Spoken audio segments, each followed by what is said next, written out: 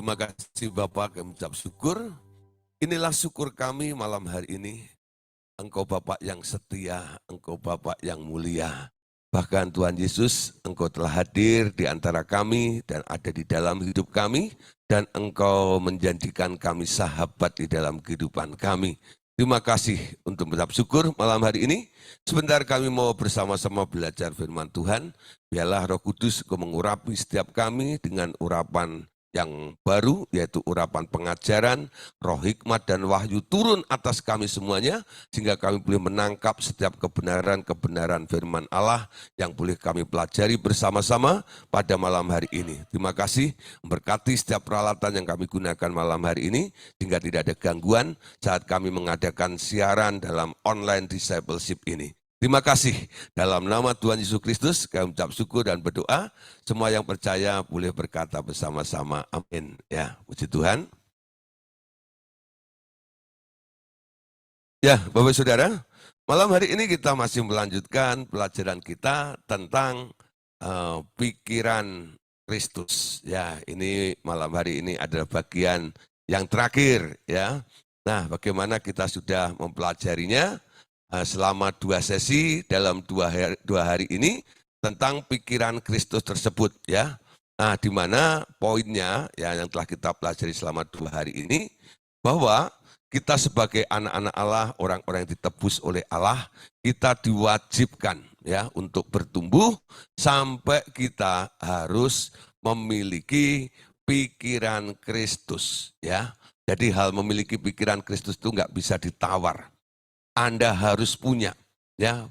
Dan ini tidak bisa Anda mengatakan bahwa Anda tak bisa karena Dia yang memerintahkan. Artinya dia juga tahu Anda bisa dan Anda sanggup untuk memiliki pikiran tersebut. Ternyata di zaman Paulus dulu sudah banyak orang-orang yang memiliki pikiran Kristus. Sehingga Paulus menuliskan di dalam bukunya ya dikatakan kami memiliki pikiran Kristus ya. Nah, Bapak Saudara, nah semalam kita juga sudah belajar bagaimana ya ternyata bentuk dari pikiran Kristus itu apa? Bentuk dari pikiran Kristus itu adalah sebuah ketaatan. Bagaimana kita belajar menjadi taat seperti Kristus, itulah modus, pola yang Yesus buat yang harus Anda tiru. Ya, seperti apa Yesus lakukan, seperti apa yang Yesus kerjakan, itulah bentuk ketaatan Kristus ketika dia disuruh oleh Bapaknya untuk datang ke dunia ini.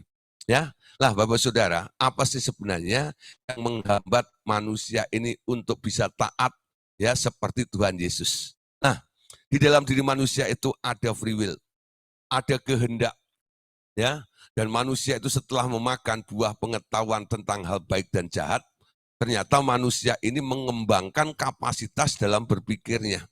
Sehingga menjadi makhluk-makhluk pemikir, ya. Segala sesuatu dipikirkan. Ya, apalagi nanti kalau dia sudah melihat ada sampelnya, ada contohnya, apa yang dilihat itu menjadi materi atau bahan untuk dipikirkan. Nah, Bapak Saudara, ketika orang mulai memikirkan hal-hal ya yang akan terjadi atau yang dia inginkan, maka muncullah apa yang disebut khayalan dan keinginan ya. Nah, bagaimana Saudara? Dengan khayalan dan keinginan yang sering kita lakukan. Ya, apa kata Alkitab? Apa kata firman Tuhan? Mari kita bedah malam hari ini tentang perkara khayalan dan keinginan ini. Ya, jadi sekarang kita mulai ya harus mampu menguasai ya. Jadi kuasai kemampuan berkhayal Anda. Jangan berkhayal atau berkhayalkan hal-hal yang tidak diperintahkan oleh Tuhan Yesus. Kalau Anda mau memiliki pikiran Kristus, kalau Anda mau taat kepada Kristus, ya. Nah, jadi kuasai kemampuan berkhayal Anda, jangan berkhayalkan hal-hal yang tidak diperintahkan oleh Tuhan Yesus atau Allah Bapa dan oleh Roh Kudus, ya. Dengan demikian, ketika Anda mampu ya menguasai daya khayal Anda ini, dengan demikian Anda juga akan membatasi diri untuk tidak melakukan apa yang Tuhan Yesus tidak lakukan. Kalau Anda menginginkan sesuatu, Anda akan mulai berkhayal. Amin. Nah, Bapak Saudara, apa sih sebenarnya khayalan itu? Ya, khayalan itu adalah sebuah cita-cita atau bentuk keinginan yang munculnya ada di daerah pikiran Anda. Ya, tadi sudah saya katakan, mungkin Anda mulai melihat tetangga Anda membangun rumah, ya, rumahnya direnov, lalu sampai tingkat 7 gitu ya. Anda melihat, wow, rumah hebat, seperti itu ya. Nah, saudara, Anda pulang, Anda merenung, ya. Lalu muncul keinginan dan Anda berkhayal. Seandainya kalau rumah saya ini saya bangun bukan hanya tingkat 7 sampai tingkat 10, bagaimana ya? Anda mulai membayangkan. Nah, saudara, ketika Anda membayangkan, belum tentu Anda mampu untuk merealisasikannya. Itu hanya bentuk sebuah keinginan atau cita-cita yang muncul di dalam pikiran Anda. Ya, nah, paling tidak, saudara ya, kita harus bisa membedakan sekarang keinginan dan khayalan. Ya, itu berbeda dengan yang namanya kebutuhan. Ya, Tuhan bilang, ya, jangan khawatir, burung di udara dipelihara oleh Tuhan. Bunga bakung di lembah itu dihiasi oleh Tuhan sehingga lebih indah, lebih elok ya daripada raja yang kaya namanya Raja Salomo tersebut. Ya. Tapi Tuhan berkata, ya, kamu lebih berharga dari mereka. Bapakmu tahu apa yang kamu butuhkan. Amin. Jangan kamu khawatir. Jadi apa yang diperhatikan oleh Allah di dalam kehidupan Anda? Allah memperhatikan kebutuhan Anda. Setiap apa yang Anda butuhkan, Bapakmu tahu. Dan Bapakmu memikirkan untukmu. Ketika engkau menyelaraskan atau menguasai khayalan Anda, lalu Anda taklukkan kepada pola pikiran baik Bapa, Tuhan Yesus, dan Roh Kudus, nanti kira-kira ujung-ujungnya yang Anda peroleh adalah apa yang sedang Anda butuhkan. Amin. Nah, sebuah kebutuhan, kalau Anda tidak mendapatkannya, pasti Anda akan mengalami sebuah gangguan dalam hidup Anda ya. Apa yang disebut kebutuhan? Ya contoh kebutuhan pokok ya, sandang, pangan, dan papan ya. Kalau sekarang sudah bertambah ya, itu namanya perawatan itu sekarang juga sudah mulai menjadi kebutuhan juga ya. Perawatan, kesehatan itu menjadi sebuah kebutuhan juga ya. Jadi bukan hanya sandang, pangan, dan papan, sekarang ada tambahannya, perawatan dan kesehatan. Nah, ya saudara, hal-hal tersebut Tuhan sudah jamin dalam kehidupan Anda dan itu dikategorikan sebagai bentuk kebutuhan dalam hidup Anda. Tapi kalau keinginan, ya mungkin Anda belum memerlukannya. Tapi Anda pengen punya. Ya, kalau Anda sudah punya, belum tentu Anda gunakan juga. Ya, nah, atau mungkin ya Anda sudah punya barang yang sama penggunaannya, tapi karena ada model yang berbeda, lalu Anda mulai berkhayal atau menginginkannya. Lah itu bentuk tambahan sebenarnya, keinginan-keinginan yang bukan kebutuhan. Ya, kalau keinginan atau khayalan ini tidak Anda capai, tidak Anda dapatkan, ya, apa yang terjadi? Anda hanya kecewa saja. Dan itu tidak mengganggu kehidupan Anda. Betul? Ya, itu hanya membuat Anda kecewa karena apa yang Anda khayalkan, apa yang Anda inginkan tidak terjadi di dalam hidup Anda. Nah, Bapak Saudara, coba sekarang refleksi diri Anda, ya. Apakah Anda seseorang yang suka berkhayal? Ataukah Anda orang yang penuh dengan keinginan? Sekarang cek, ya. Anda mulai cek apa saja yang Anda inginkan, apa saja yang sedang Anda khayalkan, lalu Anda kategorikan. Apakah yang sedang Anda khayalkan dan inginkan ini masih dalam kategori ya bentuk kebutuhan Anda, atau ini hanya merupakan kesenangan dan kepuasan diri Anda saja? Kalau kepuasan dan kesenangan diri Anda pending saja. Ya. Tapi kalau itu sebuah kebutuhan, Anda boleh berpikir. Nah, karena apa? Bapak juga berpikir hal itu untuk Anda juga. Apa yang Anda pikirkan, itu juga yang dipikirkan oleh Bapak. Atau dipikirkan oleh Tuhan Yesus, atau dipikirkan oleh Roh Kudus. Amin. Lah, Bapak Ibu Saudara, ya, sekarang kita harus mampu mengendalikan daya khayal ini. Ya. Nah, walaupun Anda orang yang pandai berkhayal, hari ini mulai kurangi daya khayal Anda. Ya. Nah, Bapak Ibu Saudara, sekarang lihat. Sebaliknya juga, bila Anda berkhayal tentang sesuatu, maka nanti bangkitlah keinginan yang akan menguasai tindakan Anda selanjutnya. Nah, kalau Anda nggak mampu, Anda bisa-bisa nanti akan terlibat ya untuk mendapatkan tersebut, lalu Anda akan jatuh pada kutub hutang piutang. Ya, kenapa?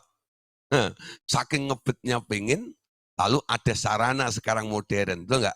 Namanya kartu kredit ya. Anda asal gesek, gesek, gesek, gesek. Waktu Anda gesek itu sebenarnya di kartu itu ya, sebenarnya Anda sedang melampiaskan. Melampiaskan apa?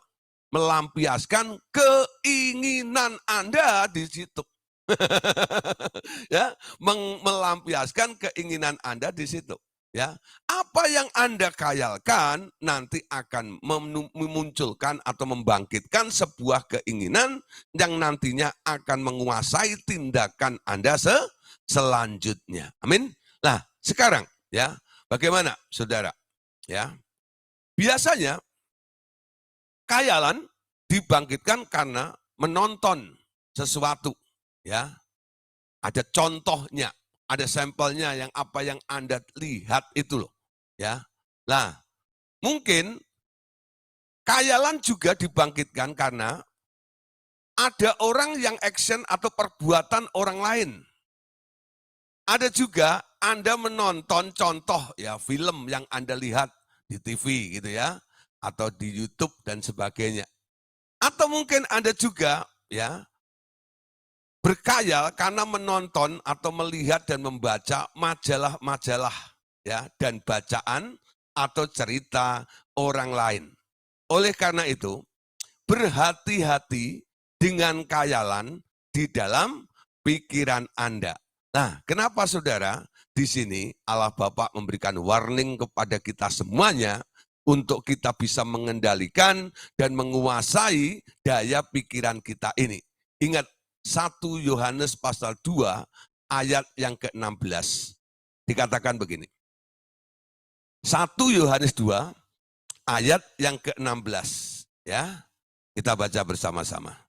1 Yohanes 2 ayat 16, sebab semua yang ada di dalam dunia, yaitu keinginan daging dan keinginan mata, serta keangkuhan hidup, tidak berasal dari Bapa, melainkan dari dunia. Ya, supaya membekas di pikiran Bapak Ibu Saudara dan tertanam di hati Anda, sekarang kita ulang kembali ayat ini. Ya, sekaligus ayatnya supaya Anda kalau lupa tahu ayatnya. 1 Yohanes 2 ayat 16.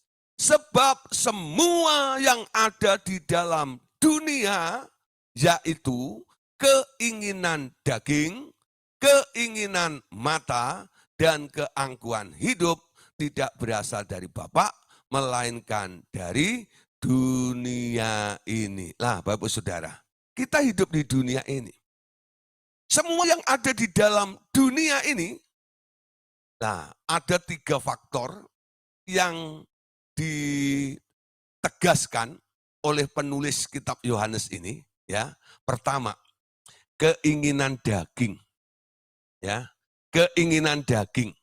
Nah, Bapak Saudara, manusia ini kadang-kadang dituntut dagingnya inilah yang menuntut kadang-kadang ya. Yang membuat manusia itu kadang-kadang tidak tunduk kepada Allah karena keinginan daging. Keinginan daging itu tak pernah bisa sejalan dengan keinginan Allah. Keinginan daging itu selalu berlawanan dengan keinginan Allah. Ya, kalau Anda mengikuti keinginan daging, Anda artinya tidak melakukan atau menjalankan agenda atau keinginan Allah di dalam diri Anda. Kalau Anda tidak melakukan keinginan Allah di dalam diri Anda, bagaimana Anda bisa memiliki pikiran Kristus? Ya, nah ditariknya seperti itu ya. Jadi hati-hati dengan namanya keinginan daging. Ya, kalau ada orang datang konseling dan minta didoain, kadang-kadang lalu mereka kadang-kadang curhat dulu ya. Saya tanya, ibu, bapak, atau saudara, saudari, apa masalahnya? Apa yang bisa saya bantu? Apa yang bisa kita doakan? Nanti bersama-sama kita bawa kepada bapak. Ya, lalu saya biarkan itu si konseli ini ya untuk cerita tentang apa yang menjadi unek-unek, yang menjadi problem, ya masalah di dalam kehidupannya. Lalu sambil mendengarkannya seperti itu, saya mulai memilah. Kira-kira apa yang sedang diutarakan ini, ya itu keinginan Allah atau keinginan diri sendiri atau keinginan daging. Nah, saya mulai memilah dulu. Ya, jadi kalau orang konseling dengan saya itu, ya, saya suruh cerita lebih dahulu, lalu saya amati, ya, sebenarnya apa yang sedang diajukan kepada Tuhan itu keinginan Allah Bapa atau itu keinginan diri sendiri dalam bentuk daging yang menguasai sehingga keinginannya tidak selaras dengan keinginannya Allah. Kalau saya perhatikan keinginan itu keinginan daging yang kuat, ya kadang-kadang saya bilang begini, bu, ini sini bu, ya deket-deket sini, atau Pak sini Pak, ya sini, ya tak pateni, aku bunuh engkau. Kaget dia, dia bilang, Pak jangan, jangan dibunuh aku. Lah, yang dibunuh bukan kamu manusianya, yang dibunuh adalah keinginanmu itu loh. Ya, aku patahkan keinginanmu. Kadang-kadang saya berterus terang kepada mereka, ya. Coba ya, kalau hari ini ya, kamu buang keinginanmu seperti ini, kamu rela atau tidak? Lalu kamu ikut kehendak Allah di dalam dirimu. Nah, ini problem. Pak, saya datang ke sini ini supaya apa yang saya inginkan itu dikabulkan oleh Tuhan.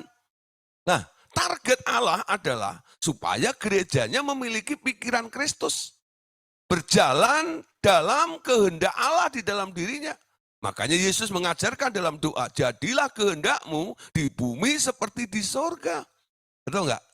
Semua apa yang ada di bumi ini harus dikendalikan dan sesuai dengan agendanya Allah yang dari surga sana.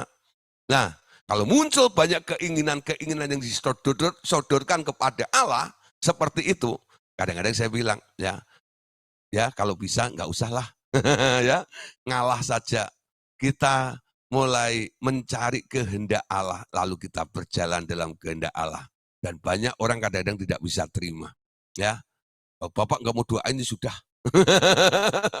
Ya ngambek dia pergi. Ya. Nah, tapi ada beberapa orang juga yang setuju ya ketika saya pending keinginan dagingnya, lalu saya arahkan untuk masuk dalam kehendak Allah dan apa yang terjadi saudara. Apa yang tak pernah dilihat oleh mata, apa yang tidak pernah didengar oleh telinga, dan apa yang tak pernah timbul di dalam hati. Itulah yang disediakan oleh Allah bagi orang-orang yang mengasihi Dia.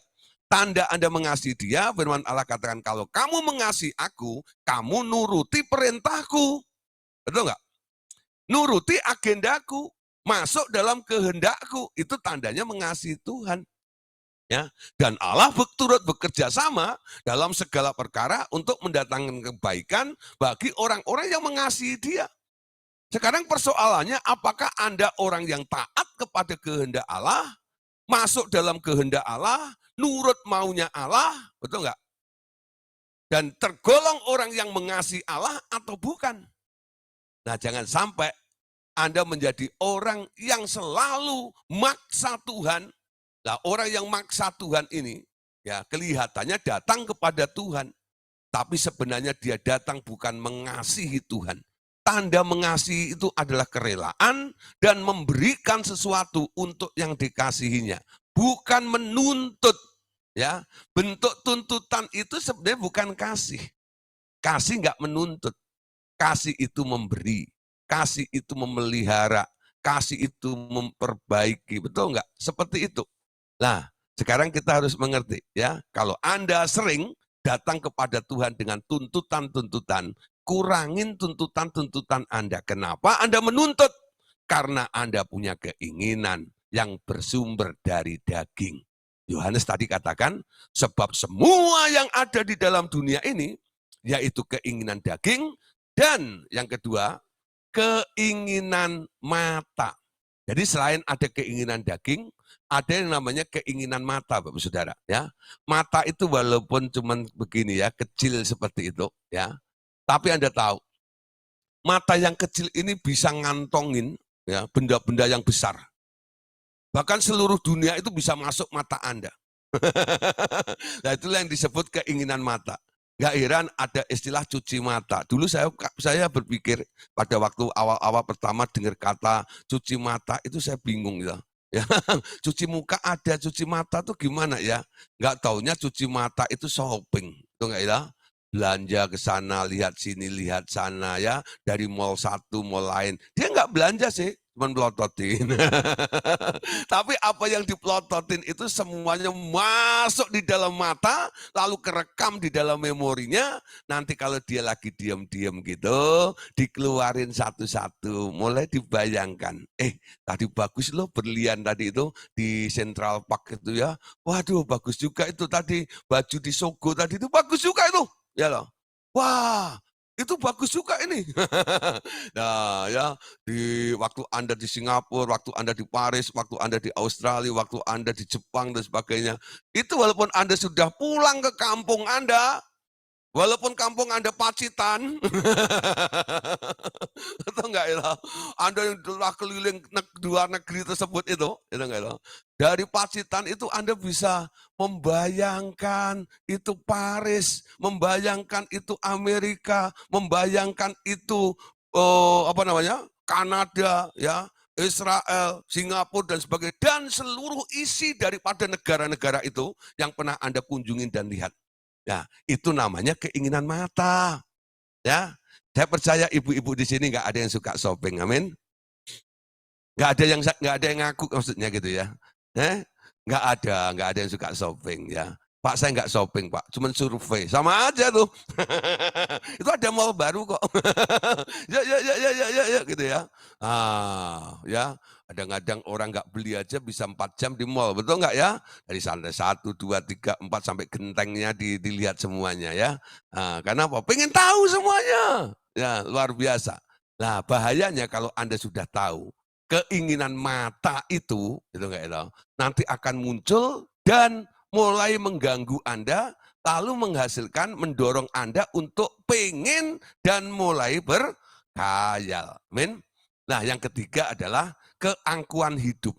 3 perkara ini, keinginan daging, keinginan mata, dan keangkuhan hidup itu bukan berasal dari Bapak. Nah, kalau bukan berasal dari Bapak, dari mana?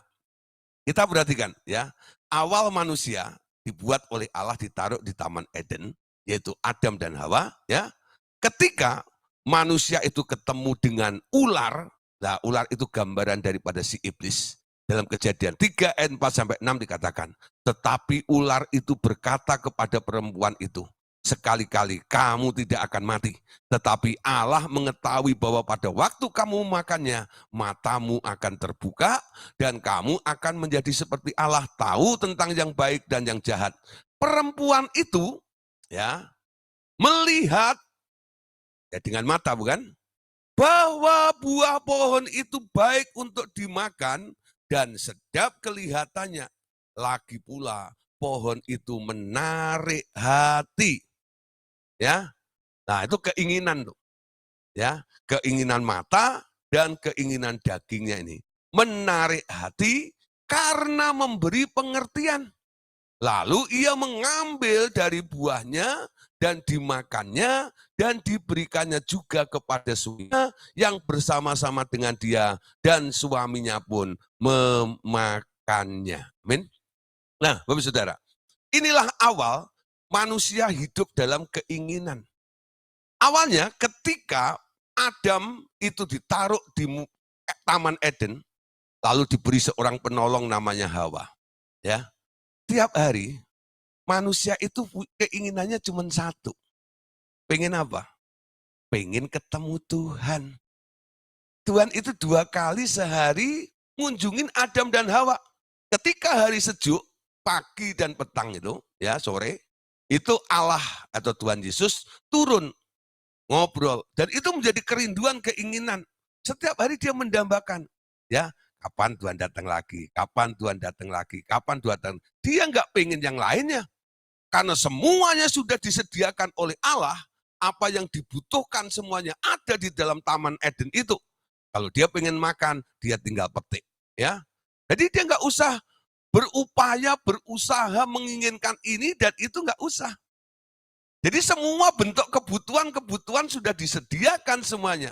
Karena dia Bapak yang setia, dia Bapak yang mulia. Ya, kau tunjukkan kasih setiamu, kau menyediakan yang ku perlu. Nah, seperti lagu itu ya. Nah, yang kita nyanyikan tadi. Begitu juga keadaan si Adam. Semua yang ada di Taman Eden itu, itulah sarana prasarana yang disediakan oleh Allah untuk dinikmati oleh Adam. Keinginan Adam cuma satu, mengenal isi hatimu. Tiap hari dia mau kenal Tuhan. Ya, kalau Tuhan datang, nanti dia mau cerita apa ya? Kalau Tuhan datang lagi nanti ceritanya apa lagi ya? Keinginannya cuma itu, mengenal. Kalau memang saat itu manusia itu sedang ada di dalam progres. Yesus datang menemui Adam dan Hawa, diajak ngobrol. Sebenarnya tujuannya Allah sedang mengisi otak manusia itu dengan pikirannya Allah. Jadi kalau ada orang tanya, ya Pak, kalau nggak boleh menginginkan, nggak boleh membayangkan, buat apa dikasih otak? Awalnya Allah membuat manusia lalu diberi otak oleh Allah. Oh, diberi otak untuk menangkap supaya diisi penuh dengan pikirannya Allah sehingga manusia yang diciptakan menurut rupa dan gambar Allah itu bisa mampu mengerti dan berpikir sama seperti Allah berpikir. Itu loh. Ya. Targetnya seperti itu. Tapi baru loading 10%. Atau baru berapa persen lah gitu ya.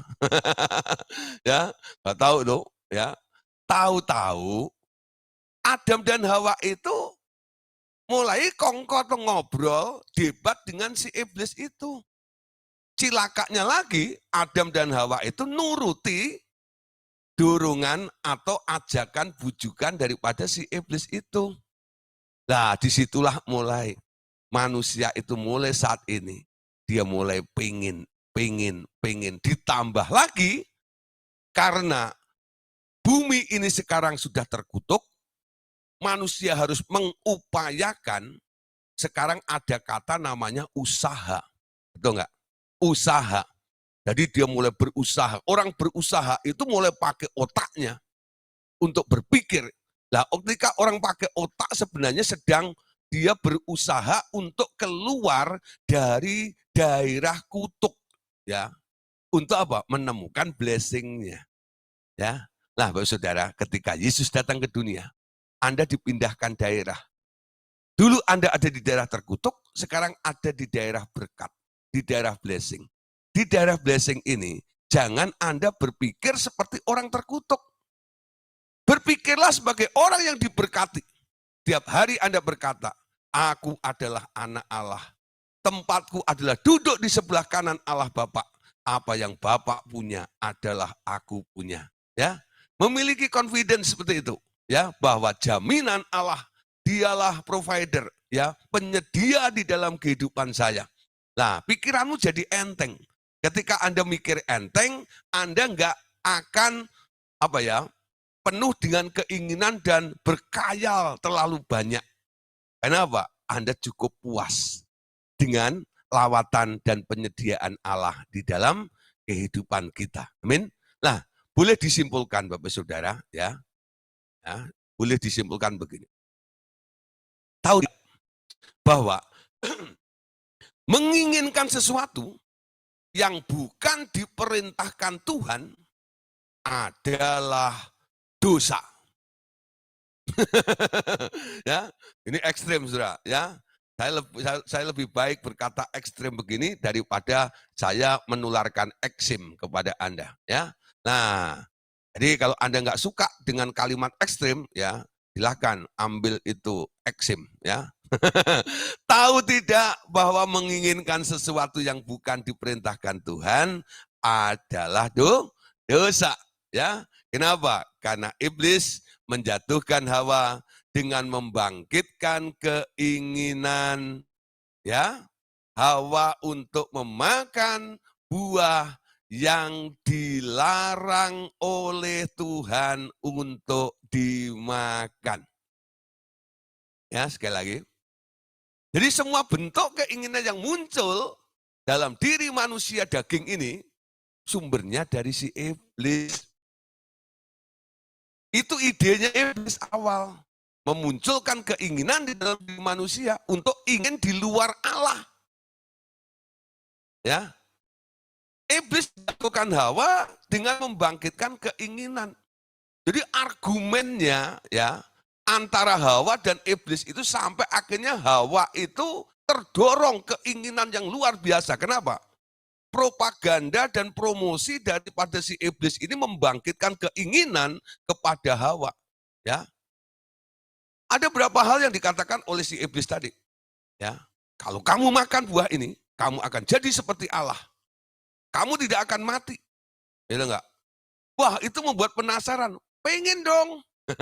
Ya, pengen dong. Nah, dari situlah iblis berhasil menipu manusia, ya, lalu menjerumuskan manusia dengan keinginannya sendiri. Nah, Bapak Saudara, sekarang lihat.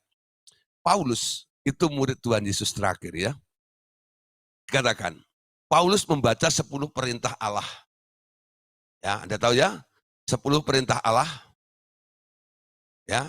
Dan hukum yang ke-10 kata, lihat dalam Keluaran 20 ayat 17. Jangan mengingini rumah sesama. Jangan mengingini istrinya atau hambanya laki-laki atau hambanya perempuan, atau lembunya, atau keledainya, atau apapun yang dipunyai sesamamu. Itu yang dibaca oleh Paulus. Ya, sebenarnya ada 10 isinya, ya. Pertama, jangan ada padamu Allah lain di hadapanku. Yang kedua, jangan membuat bagimu patung yang menyerupai apapun juga, ya, dan jangan sujud menyembahnya. Yang ketiga, ya, jangan menyebut nama Tuhan dengan sembarangan. Yang keempat, hormatilah hari Sabat. Yang kelima, hormatilah orang tuamu supaya lanjut usiamu. Hukum yang keenam, jangan membunuh. Hukum yang ketujuh, jangan berzina. Hukum yang kedelapan, jangan mencuri. Hukum yang kesembilan, jangan bersaksi dusta. Nah, Paulus menuliskan, mengingatkan kepada kita hukum yang ke-10. Ternyata di hukum yang ke-10 itu ditulis, jangan mengingini, jangan mengingini, jangan mengingini, jangan mengingini. Ya. Jadi 10 hukum itu ditutup, ya, oleh Allah dalam menuliskan hukum 10 ini. Dikatakan, jangan mengingini. Hal keinginan itu sebenarnya sudah dilarang oleh Allah dari zaman dulu. Cuman zaman Musa ini disebutkan kriterianya. Tentang rumah, tentang istri, tentang hambanya, tentang harta orang-orang di sekitar Anda, dan apapun yang dimiliki oleh sesamamu. Ya, itu nggak boleh kamu ingini, kecuali apa yang menjadi milikmu sendiri, bolehlah kamu ingini. Ya, nah, jadi yang punyanya orang lain nggak boleh diingini. Yang menjadi jatah dan bagian kepunyaanmu, boleh kamu ingini. Itu kata hukum, ya, Taurat 10 hukum yang ditulis oleh Allah di dalam loh batu itu. Tapi kita perhatikan, ketika Paulus mengajar murid-muridnya, ya, dia mulai menekankan satu hukum lagi, ya.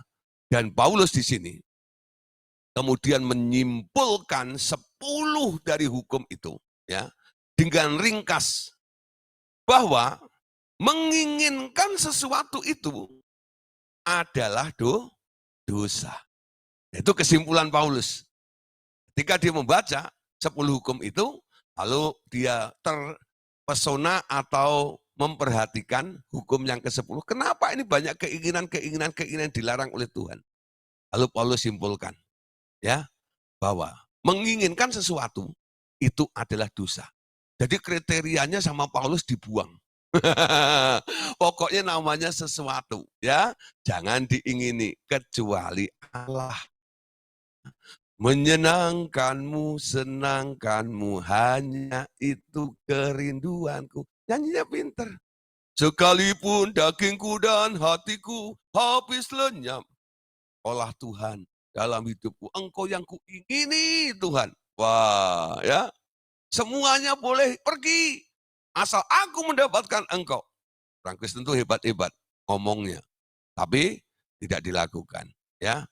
Amsal. Ya, sekarang kita lihat. Ya. Roma pasal 7, ayat yang ke-7 dulu. Jadi demikian apa yang hendak kita katakan. Apakah hukum Taurat itu dosa? Sekali-kali tidak. Sebaliknya justru melalui hukum Taurat aku telah mengenal dosa. Karena aku juga tidak tahu apa itu keinginan. Kalau hukum Taurat tidak mengatakan, jangan mengingini. Kenapa? Paulus tidak kutip juga kriteria-kriteria yang ditulis di situ. Pokoknya Paulus ya mulai menyimpulkan semua bentuk keinginan kecuali ingin menyenangkan Tuhan itu buang saja. Hingga Anda bisa memiliki pikiran Kristus, masuk di dalam keinginannya dan berjalan di dalam rencananya. Amin. Nah, penulis Amsal itu adalah Salomo, ya. Dia katakan begini dalam Amsal 6 ayat 23 sampai ayat yang ke-25. Karena perintah itu pelita dan ajaran itu cahaya. Dan teguran yang mendidik itu jalan kehidupan. Yang melindungi engkau terhadap perempuan jahat, terhadap kelicikan lidah perempuan asing. Janganlah menginginkan kecantikannya dalam hatimu, ya. Janganlah terpikat oleh bulu matanya. Oh, saudara, ya, perhatikan ya. Anda tahu Salomo? Salomo itu, ya enggak, istrinya sama gundiknya jumlahnya 1000, ya. Dia kolektor. Kolektor istri dan gundik. Ya enggak? 1000, ya. Tapi Anda lihat, gara-gara banyak istri itu, memang awal-awalnya itu adalah politik yang dilakukan oleh Salomo supaya apa? Dia bisa merangkul seluruh kerajaan sekitarnya sehingga anak-anak raja semua itu dijadikan istrinya. Jadi semua raja itu besanan dengan dia. Sehingga zaman Salomo itu enggak ada perang. Kenapa? Semua raja-raja sekitarnya itu saudaranya semuanya. Anaknya semua jadi istrinya Salomo. Entah istri kedua, entah istri ketiga, entah istri keempat, entah istri kelima. Ditambah lagi gundik-gundik yang lainnya. Ya, nah betul. Itu 1000. Ya, nah tapi Paulus, Salomo, dia memberikan arahan atau peringatan kepada kita. Ya, dia katakan, ya, perintah itu pelita, ajaran itu cahaya. Teguran itu mendidik ke dalam jalan kehidupan. Yang akan melindungi engkau terhadap perempuan jahat, katanya. Ya, jadi itu pengalaman orang yang punya banyak perempuan loh. Ya kalau Anda baru punya satu perempuan begitu, ya mungkin pengalamannya hanya dengan itu tok ya. Ini sudah kaya, ya, dengan karakter dari si A, si B, si C, si D, dan sampai 1000 itu semua. Salomo kenal betul. Yang namanya perempuan tuh begitulah. Di sini kan nggak ada perempuan, betul nggak ya? Yang ada anak Allah, amin. Anda bukan perempuan kok. Anda anak Allah, amin. Ya, laki-laki juga ada kelemahannya juga ya. Laki-laki gini. Di sini nggak ada laki-laki juga. Yang ada adalah anak Allah, putra putrinya Bapak. Amin. Nah, jangan tersinggung dulu. Bapak kok perempuan. Ya, tapi ini kata Salomo, itu enggak itu. Perempuan itu kadang-kadang menjerat katanya ya, menjerat. Dengan apa? Dengan kecantikannya, ya. Jangan terpikat oleh bulu matanya. Loh, sekarang kita lihat aksesoris ya untuk perempuan itu aneh-aneh, betul enggak itu? Sampai ada namanya bulu mata palsu, betul enggak ya? Oh, ada yang sampai 3 meter panjangnya gitu ya. Nah, itu sekaligus untuk apa? Jadi payung kali ya gitu. Ya, bulu mata palsu ya. Nah, mulai pegang matanya masing-masing gitu ya. Itu palsu enggak ya? Nah, copot enggak ya? Gitu ya. Nah, tempel pakai apa? iPhone gitu ya. Ya, macam-macam perempuan itu kalau mau berhias berdandan ya. Ya udah punya alis gitu, cukur semuanya habis lalu ditato modelnya wah macam-macam gitu ya. Dari model begini sampai wah macam-macam lah ya. Namanya sulam alis segala macam. Wah, you know. Ya. Aku punya kenalan dia sulam alis tuh kaya raya, betul nggak ya? Kenapa? Memang perempuan suka begitu ya. Dia buang duitnya untuk hal seperti itu. Tujuannya apa? Supaya tambah cantik, betul nggak? Ibu-ibu, amin. Gak ada yang berani amin ya, enggak ya lah, nah, puji Tuhan ya. Di sini enggak ada, yang di sana banyak sekali ya. Ya, jangan terpikat oleh bulu matanya ya. Nah, nanti saya lihat nih masih ada yang pakai bulu mata atau tidak. Habis ini ya. Nah, perempuan pada umumnya memang suka mempercantik dirinya. Ya, tujuannya apa? Supaya tetap menarik dan menyenangkan hati siapa saja yang melihatnya. Amin. Nah, coba nih ya, ibu-ibu ya, dandan gitu ya, lalu ngadep kaca lama-lama, itu enggak? Untung kacanya enggak pecah, itu enggak itu. Itu bisa 2 jam kadang-kadang, itu enggak itu. Habis mandi ya loh, wow gini-gini nih, aduh kurang ini sapu lagi, bersihin lagi, tempel lagi, segala macam gitu ya. Nah, gitu ya. Terus dilukis lagi, lukisannya kurang bagus, hapus lagi gitu ya. Pokoknya wajah itu tempat tempat media untuk melukis bagi seorang perempuan ya. Wah, gitu ya. Sampai diplototin semuanya dah gini. Dia belum yakin dengan apa yang dilihat di cermin. Dia masih tanya ke anaknya kadang-kadang, masih tanya ke suaminya, "Gimana? Gimana?" gitu ya. Coba kalau jujur ya, kalau ditanya, "Untuk apa Anda dandan? Untuk apa Anda dandan?" Untuk dilihat. Siapa yang lihat? Ya orang lain, masa saya sendiri, betul nggak itu? Nanti kalau salah apa yang Anda lakukan atas wajah Anda itu, betul nggak? Nanti Anda akan merasa ini, aduh kalau orang lihat bagaimana ya? Nanti apa kata orang ya? Betul nggak? Nah, perempuan pada umumnya memang suka mempercantik dirinya supaya tetap menarik dan menyenangkan hati siapa saja yang melihatnya. Jadi Anda dandan untuk dilihat. Nah, itu contoh saudara ya. Nah, sekarang perhatikan ya. Itu bukan hanya perempuan tok.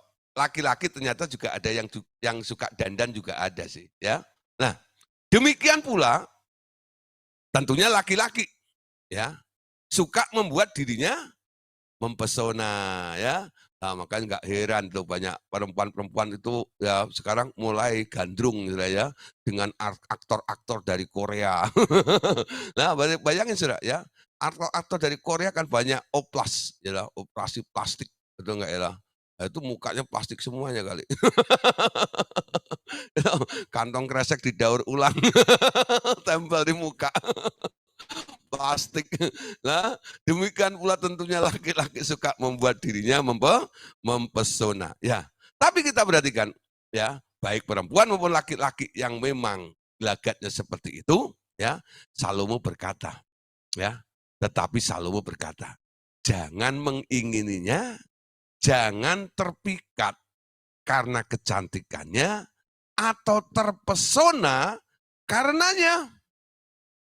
Kalau Anda sampai terpikat, kalau Anda sampai terpesona, nanti Anda jadi ingin. Kalau orang sudah pengen, kadang-kadang dia rela menukarkan hal-hal apa saja, betul nggak tahu, supaya dia mendapatkan apa yang diinginkannya. Ingat ya, Salomo rela, betul nggak tahu, menukar Allahnya sampai akhirnya mengizinkan terafim ada di kerajaannya. Gara-gara apa? Aku pengen perempuan itu, anaknya raja itu. Dia punya terafim, dibawa juga masuk ke kerajaan Salomo. Itulah yang membuat Salomo akhirnya jatuh ke dalam penyembahan berhala. Esau jatuh juga gara-gara pengen sop bronebun. Betul nggak? Sop kacang merah itu. Ya.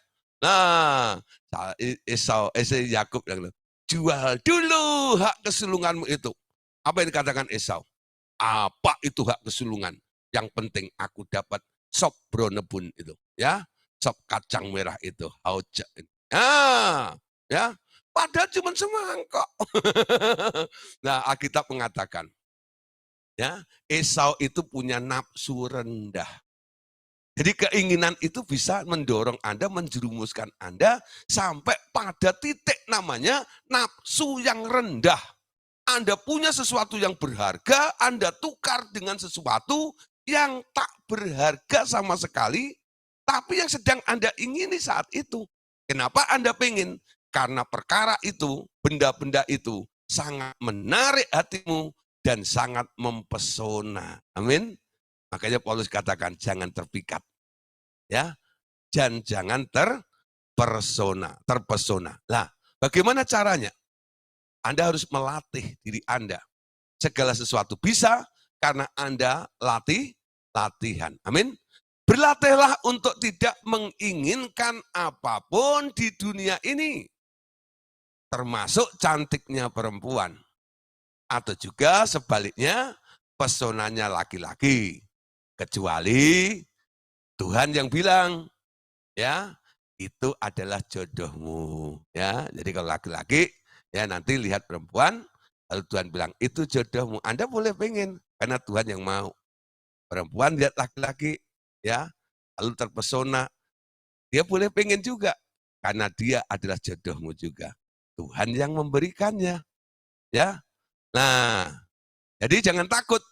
Kalau Anda ya membuang keinginan seperti itu, nanti Tuhan yang akan menaruh keinginan itu di dalam dirimu. Amin. Nah, melihat sesuatu yang cantik atau mempesona adalah menyenangkan hati, ya. Dan itu tidak dilarang. Seperti menikmati cantiknya bunga di halaman tetangga, bolehlah, gitu ya. Tetapi berhentilah sampai di situ, ya. Hanya untuk menikmati, ya. Waduh, bunga itu cantik gitu ya. Jangan izinkan hatimu untuk menginginkannya, apalagi ingin memetiknya untuk kau miliki. Itu bukan punyamu, itu punyanya tetangga, betul nggak? Nah, ya, nah belajar pikat, ya, dan pesona itu membuat hati Anda nantinya terjerat. Dan ujung-ujungnya akan membuat Anda menjadi tidak setia kepada Tuhan. Pikat pesona keinginan itu membuat Anda menjadi seperti orang mabok. Betul enggak? Nah, seperti orang mabok. Ya, nah oleh sebab itu batasi keinginan Anda. Nah, muncul pertanyaan, Pak, bagaimana dengan namanya kreativitas pikiran? Ya, sekarang kan kita digenjot nih, dianjurkan untuk kreatif dalam berpikir. Kalau Anda mau maju, kalau nggak kreatif, ya Anda akan jadi begitu-begitu saja. Ya, nah apa kata Firman? Justru setelah kita dibaharui pikiran kita dengan pikiran Kristus, ya, nanti daya kreativitas pikiran kita akan jauh lebih tinggi dan berkembang ke berbagai daerah berpikir daripada Anda menggunakan kreativitas cara berpikir Anda, ya. Nah, penggunaan pikiran yang semakin kreatif bila diberi perintah oleh Tuhan atau Roh Kudus atau Allah Bapa, sama seperti Tuhan Yesus yang telah melaksanakan perintah Bapaknya, dia menciptakan baik surga maupun alam semesta dengan amat-amat kreatif. Ya. Nah, tapi semua itu di dalam kerangka perintah Bapa. Di luar perintah Bapa, Tuhan Yesus tidak melakukan apapun juga. Amin. Nah, oleh sebab itu, Paulus menulis dalam kitab Kolose, pasal 3 ayat yang kedua. Dikatakan begini, Kolose 3 ayat yang kedua. Ya, ayat pertamanya kan dikatakan, ya, setelah kamu dibangkitkan bersama dengan Kristus, betul enggak ya? Ayat yang kedua katakan, pikirkanlah hal-hal yang di atas, bukan yang di bumi. Kan ya? Pikirkanlah hal-hal yang di atas, bukan yang di bumi. Nah, apa yang di atas itu? Apa kita menengadah terus, nanti ada cicak di atas kena mata Anda gitu? Enggak ya. Pikirkanlah hal yang di atas. Nah, yang di atas itu siapa? Pikirkan Tuhan setiap hari. Ya. Nah, Filipi pasal 4 ayat 8. Paulus mengatakan, jadi akhirnya saudara-saudara, semua yang benar, semua yang mulia, semua yang adil, semua yang suci, semua yang manis, semua yang sedap didengar, semua yang disebut kebajikan dan patut dipuji, pikirkanlah semuanya itu. Amin. Nah, sekarang kita lihat ya beberapa hal ini. Semua yang benar, semua yang mulia, semua yang adil, semua yang suci, semua yang manis, semua yang sedap didengar, dan yang disebut kebajikan dan patut dipuji. Nah, kira-kira Bapak Ibu Saudara, apa yang sedang Anda pikirkan hari-hari ini adalah sesuatu yang benar? Apakah yang sedang Anda pikirkan hari ini adalah sesuatu yang mulia? Apakah yang sedang Anda pikirkan hari ini itu adalah sebuah keadilan atau hal yang suci atau yang manis atau sedap didengar dan layak untuk dipuji yang disebut kebajikan tersebut? Nah, kalau tidak, saudara, nah Anda boleh urungkan. Aku nggak mau berpikir kecuali hal yang benar, hal yang mulia. Semua ini ada di dalam Tuhan. Ya, kalau Anda pikir, ada nggak manusia benar? Oh, nggak ada. Yang benar cuma Tuhan. Betul nggak? Apa ada manusia mulia? Oh, nggak ada. Yang mulia itu Tuhan. Ketika Anda berpikir tentang Tuhan, pikiranmu jadi mulia karena Anda memikirkan yang maha mulia itu. Amin. Apakah ada manusia yang adil? Oh, nggak ada. Yang adil itu Tuhan. Ketika Anda memikirkan Tuhan, Anda sedang berpikir tentang sebuah keadilan. Amin. Nah, apalagi bilang suci, manis, sedap didengar, kebijakan, ya. Nah, dan patut dipuji, ya hanya Allah sendiri. Amin. Nah, Bapak Saudara, kemarin sudah kita bahas ya, bagaimana Tuhan Yesus menegur muridnya namanya Petrus. Pikiran Petrus itu disebut batu sandungan oleh Tuhan Yesus. Dalam Matius 16 ayat 23, kita ulang ayat ini. Maka Yesus berpaling dan berkata kepada Petrus, nyala iblis, engkau suatu batu sandungan bagiku, sebab engkau bukan memikirkan apa yang dipikirkan Allah, melainkan apa yang dipikirkan manusia. Nah, sekarang pertanyaannya, supaya Anda tidak menjadi batu sandungan, lalu berpikir seperti Allah.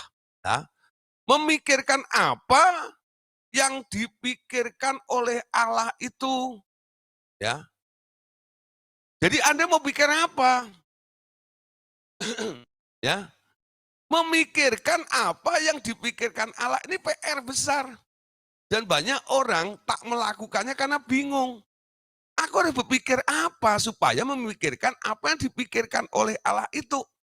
Lalu ada beberapa orang mulai bertanya, bagaimana itu dapat dilakukan oleh murid-murid Tuhan, oleh kita semuanya, ya, untuk memikirkan apa yang sedang dipikirkan oleh Allah.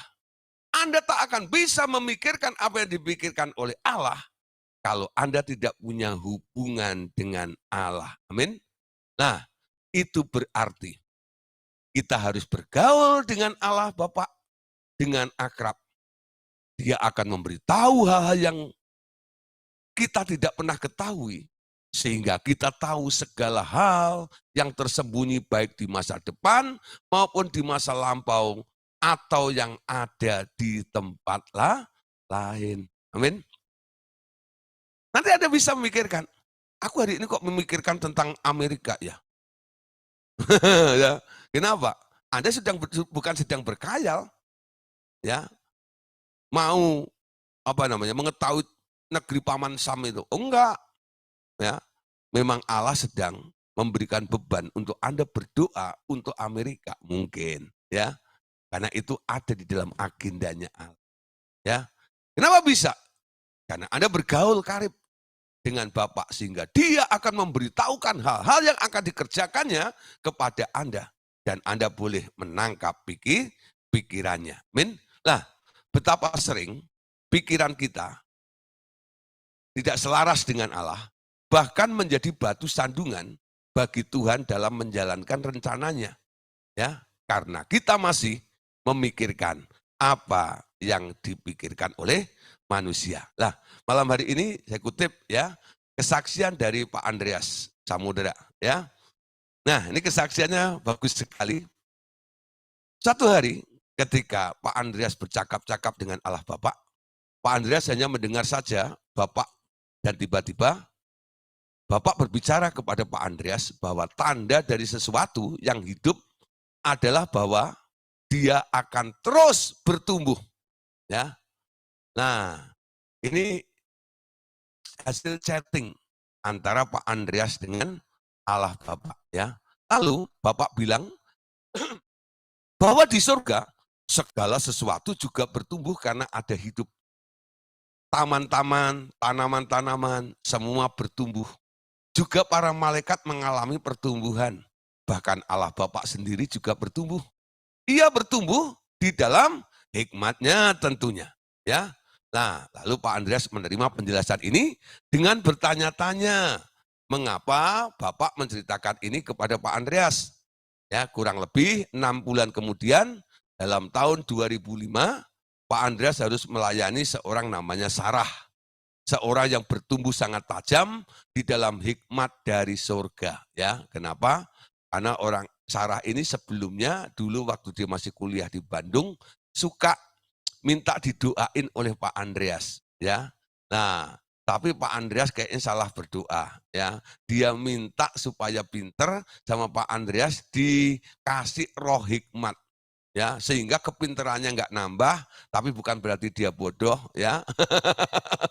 Ya, tapi hikmatnya tumbuh luar biasa karena pernah didoain, ya, di Bandung di Paku 1 nomor 4 gitu ya. Ya, tapi karena jiwanya terkurung oleh rasa takut akibat dominasi ayahnya, seorang perfeksionis yang selalu menuntut dia melakukan semua hal dengan sempurna. Jadi bapaknya Sarah ini, ya, kalau dia nuntut Sarah kalau ulangan ujian harus dapat 100. Kurang dari 100 nanti dipukulin. Ya. Nah, diskorsing ya, macam-macam ya, pokoknya dituntut harus perfect dapat 100. Nah, dia sebenarnya juga nggak jeblok-jeblok banget. Nilainya 90, 90 sekian, tapi masih kurang di mata bapaknya itu. Nah, itu membuat jiwanya dia jadi terkurung karena bapaknya dominan, ya. Nah, jiwanya malah menjadi kerdil. Karena apa? Dikurung seperti itu ya. Karena selalu takut tidak sempurna.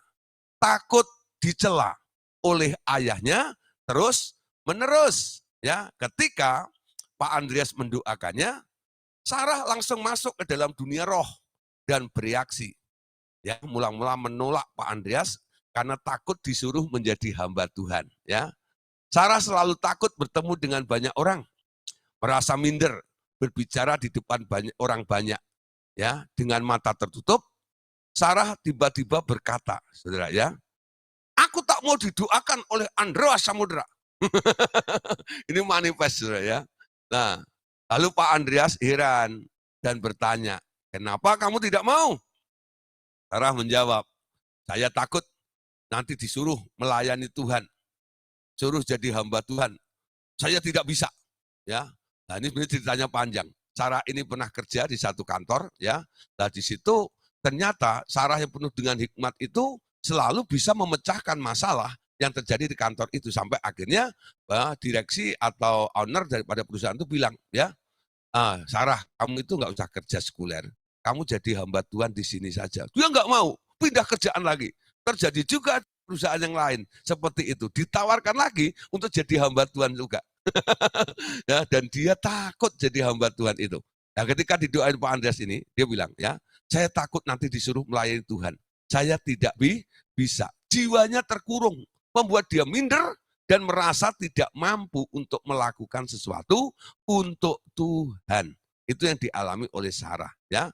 Nah, terus karena ia menolak Pak Andreas, maka Pak Andreas bertanya, sekarang Sarah, kalau bertemu Tuhan Yesus mau tidak? Sarah bilang, mau. Ya, karena Tuhan Yesus kan baik. Ya, karena Tuhan Yesus kan baik. Lah, oke. Tuhan Yesus, ya, saya minta engkau menampakkan dirimu kepada Sarah, ya. Dengan segera Sarah melihat Tuhan Yesus yang berdiri di depannya. Lalu Sarah berkata, "Oh Tuhan Yesus, engkau sungguh baik kepadaku." Tuhan, ya. Melihat reaksi seperti itu, lalu Pak Andreas berdoa kepada Tuhan Yesus lagi, "Tuhan, aku mohon engkau bawa Sarah ke surga, berjumpa dengan Allah Bapa." Ya, berjumpa dengan Allah Bapa. Lah, tiba-tiba ya Sarah berkomentar, ya, karena dibawa ke tahta Allah Bapa itu, Sarah ini berkomentar, "Oh Bapak surgawi, engkau baik sekali. Ternyata aku duduk di atas meja, sekarang engkau tidak marah kepadaku."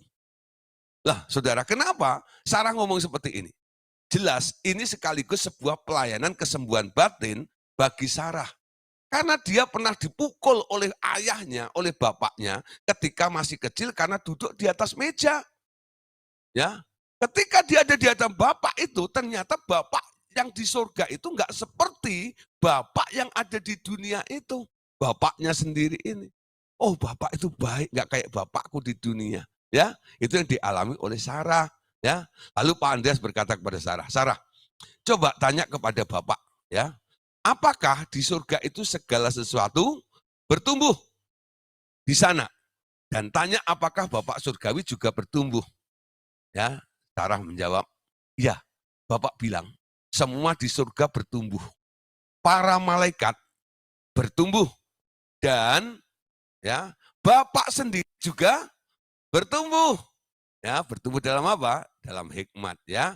Lalu saya berkata, Pak Andreas berkata, "Nah, kalau segala sesuatu di surga bertumbuh, nanti kalau kamu tinggal di surga kelak, satu-satunya yang tidak mau bertumbuh hanya kamu, Sarah. Kamu kerdil terus karena takut untuk menjadi dewasa." Lalu Sarah kata, "Oh iya, ya, kalau begitu aku mau bertumbuh. Ya, aku mau menjadi dewasa."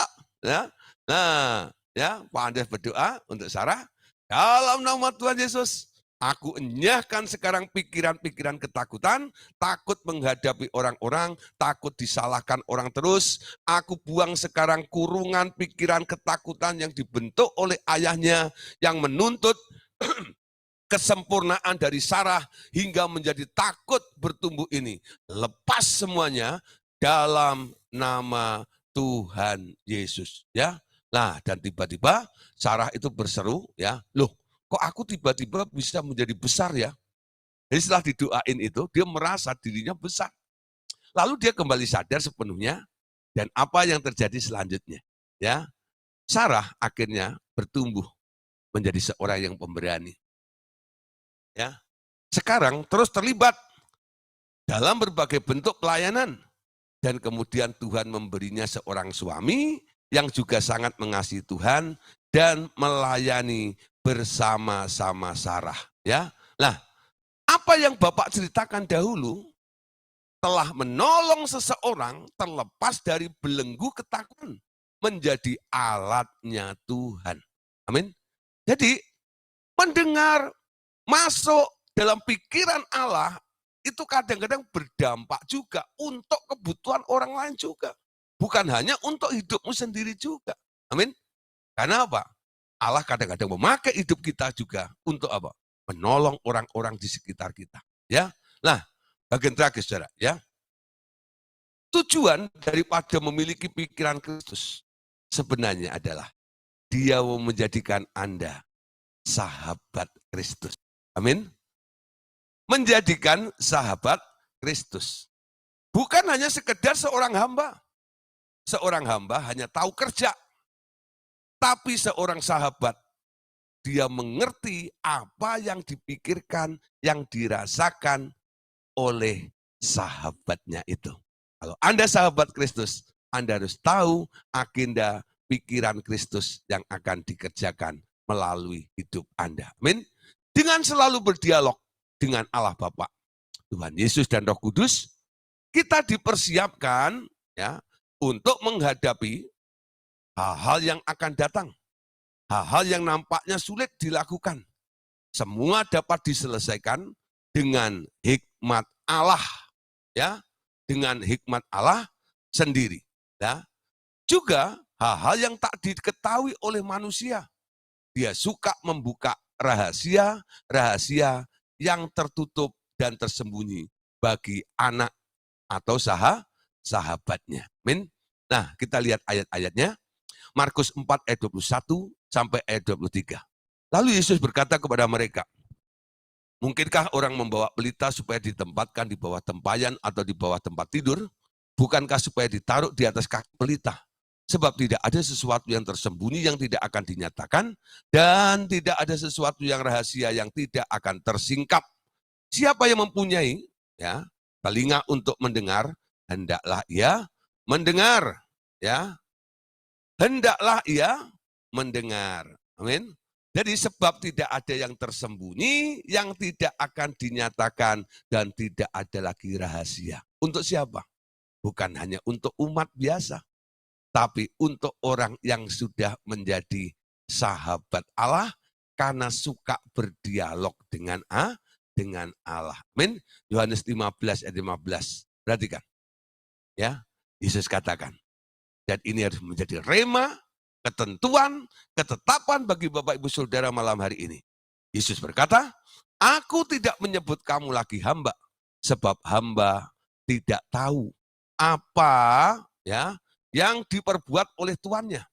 Tetapi aku menyebut kamu sahabat karena ya aku telah memberitahukan kepada kamu segala sesuatu yang telah kudengar dari Bapa. Amin. Jadi Anda bukan hamba lagi, tapi Anda sahabat. Ya, ketika kita percaya kepada Tuhan Yesus, Anda diberi status baru sebagai anak Allah. Amin. Nah, sekarang Anda orang yang sudah dimerdekakan dari hamba dosa, sekarang Anda boleh mengerjakan kebenaran-kebenaran di dalam Allah. Nah, Anda menjadi hamba kebenaran, hamba Kristus. Ya, jangan hanya berhenti jadi hamba Kristus. Anda harus meningkat pada satu level berikutnya. Jadilah sahabat Kristus. Amin. Mau tahu, ya, bukan hanya mau kerja. Ya toh? Lebih parah lagi mau hasil doang. Nah itu tuh bukan orang RTM, bukan ya. Nggak ada orang RTM yang datang pada Tuhan hanya mau hasilnya, bukan. Ya, paling tidak mau kerja. Lagunya hanya kerja buat Tuhan, selalu manisi, biar sonder gaji, ya lah. Nanti utang lagi, nggak dapat gaji. Waduh, ya kerja. Itu hamba. Ya, ada satu yang lebih daripada hamba. Jadi sahabat. Siapa yang jadi sahabat? Ada dua tokoh, dua contoh. Marta dan Maria. Marta itu suka kerja. Amin. Ya, dia suka bikin sayur asem. Itu Marta itu ya. Ya, tapi Maria Anda tahu hobinya apa? Ya, hobinya duduk dekat kaki Tuhan. Buka telinga. Bicaralah Tuhan. Hambamu siap untuk mendengarnya. Nah, Anda mau pilih jadi siapa? Jadi Marta atau Maria? Ya, Marta baik, dia hamba yang mau kerja. Ya, tapi di antara yang baik ada yang lebih baik. Namanya Maria, yaitu mendengar perintah. Bukan berarti Maria itu enggak kerja. Dia bekerja kalau Tuhan suruh dia kerja. Betul enggak ya? Nah, tapi model Marta ini kadang-kadang dia selonong boy, ya. Nah, bapaknya, bosnya nggak nyuruh kerja, ngerjain, nah supaya kelihatan dia rajin, dia kerjain. Ya loh. Nanti kalau nggak dapat pujian dari bosnya, dia mulai sewot. Betul nggak? Nah, ada beberapa orang yang kerja cari nah, gitulah. nah, jangan sampai seperti itu, ya. Nah, kita mulai belajar di sini ini, melakukan apa yang disuruh oleh Tuhan. Anda nggak akan kecewa, karena apa? Anda melakukan agendanya Tuhan. Dan Tuhan akan bilang, sabaslah, hei hambaku yang setia. Ya, setiap apa yang Anda lakukan, kerjakan, ada nilainya, dihargai oleh Tuhan. Ya, gak semua yang Anda lakukan untuk Tuhan itu dihargai oleh Tuhan. Nanti pada akhir zaman, Tuhan akan berterus terang. Nyah engkau dari hadapanku, hai pembuat kejahatan. Bukankah aku yang menyembuhkan orang sakit demi namamu? Bukankah aku yang mengusir setan demi namamu? Siapa yang suruh? Aku tak pernah suruh pada waktu itu. Itu idemu sendiri, itu gagasanmu sendiri. Tapi kan aku lihat orang itu sakit di depan saya. Tapi kan aku nggak nyuruh kamu nyembuhin dia. Betul nggak? Tapi kan ada ayatnya, sembuhkanlah orang sakit, bangkitkanlah orang mati. Lah bantah-bantah dengan Tuhan. Betul nggak? Menang siapa? Ya menang Tuhan. Betul nggak? Ayo. Banyak orang itu kadang-kadang begitu, ya. Hatinya nggak rela suruh nurut Tuhan. Amin. Nurut saja gampang. Walaupun nggak banyak yang Anda kerjakan, tapi semuanya ada nilai di hadapan Tuhan. Amin. Nah, sekarang saudara, ya. Jadi Tuhan menyebut kita bukan hamba, tapi menjadi sahabat, ya. Nah, dia mengangkat Anda dan saya sebagai sahabat. Dia selalu mau share semua yang dia pikirkan kepada kita, ya. Jadi kalau Anda dialog dengan Tuhan, dia sedang share idenya kepada Anda, ya. Nah, berhentilah menghabiskan waktu berpanjang-panjang mengumbar semua kebutuhanmu dan pikiran Anda panjang lebar kepada dia dalam doa-doamu. Tapi malam hari ini, sebaliknya, lebih banyak waktu untuk mendengarkan pikiran-pikiran dia dan hargai persahabatan ini selama-lamanya. Amin. Ya, sekarang buatlah suatu pernyataan tegas dan ucapkan keputusan Anda. Kalau perlu, ulangi beberapa kali sampai tatanan pikiran Anda nanti menyesuaikan diri dengan ucapan-ucapan yang Anda katakan seperti ini. Ya. Nah, ucapan apa? Nah, Anda boleh katakan begini ya. Aku tidak akan membiarkan pikiranku berkhayal kemana-mana. Ya. Kecuali Tuhan menyuruh aku memikirkan yang ditugaskannya kepadaku dan tidak akan melakukan sesuatu yang tidak dia perintahkan kepadaku. Coba statement ini Anda boleh ulang sampai nanti tatanan pikiran Anda sudah mulai selaras dengan apa yang Anda ucapkan ini. Ya, gampang kok ya. Ini enggak terlalu panjang. Dikatakan aku tidak akan membiarkan pikiranku berkhayal kemana-mana. Kecuali Tuhan menyuruh aku memikirkan yang ditugaskannya kepadaku dan tidak akan melakukan sesuatu yang tidak dia perintahkan kepadaku. Ya, itulah tanda Anda menjadi sahabat Allah. Ya, dia bicara, dia ngomong, dia perintahkan, Anda bergerak, lalu ada rewardnya. Amin. Puji Tuhan, Bapak Saudara, malam hari ini ya kita sudah akhiri, ya sudah akhiri tentang memiliki pikiran Kristus. Ya, saya harap Bapak Saudara semuanya, pikiran Kristus harus menjadi bagian di dalam kehidupan kita semuanya. Amin. Saya harap dengan segera saya akan melihat perubahan-perubahan. Semua yang kita lakukan, semuanya adalah atas dasar perintah Tuhan. Amin. Tuhan Yesus memberkati semuanya.